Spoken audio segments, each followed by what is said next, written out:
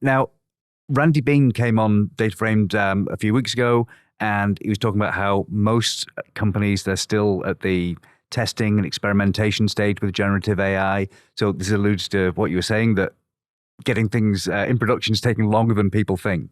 How do you think this is going to change in 2024? Yeah, so I think if you zoom out, 2023 for a lot of larger companies was about experimentation. Large companies are kind of like oil tankers, and it takes a while for them to kind of change course. But once they do, they're kind of going to continue ahead. And so I think 2023 was about experimentation. 2024 is going to be about getting a lot of what's been tested and developed in production at scale. So I do think we'll see a trend there. And one of the biggest bottlenecks has been, internal skill building around a lot of this stuff and making sure things work as expected.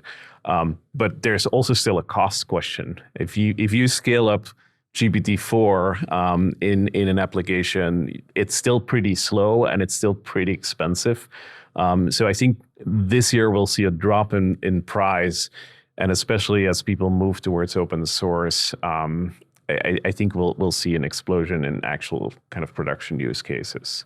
Yeah, I hadn't realized how expensive it is to even run these models. I mean, it's not trivial, the cost once you start serving thousands or tens of thousands of users. Okay, so I'd like to move on a bit. So the other story of 2023 was really around text generation. So these large language models have been incredibly popular, but there's sort of talk about how, well, multimodal AI is becoming a bit more popular. Some of these the image generation tools are getting better. Martijn, do you want to talk me through what you think is going to happen with multimodal AI in 2024?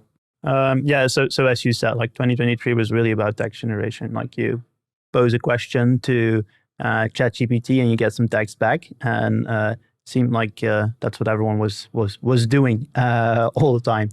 I think for 2024, image generation will definitely become a thing and reach the type of maturity that text generation has today. Again, just looking internally at DataCamp, like, okay, how we already started using it, you can immediately think of like different applications in the image generation space.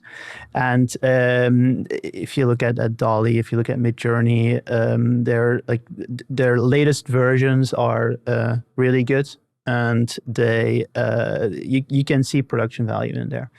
I think for the video generation, the story, my guess, the story is going to be a little bit different. Like maybe when we sit here next year, it's going to be the big trend for 2025. Then it's just much more difficult. It's continuous, so like the creative possibilities are more endless.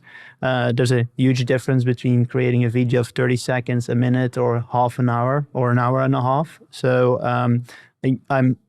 I think that will remain still in its experimentation phase, infancy for this year, for 2024. Okay, absolutely agreed. And I like that we're storing up predictions for next year's episode already. That's good.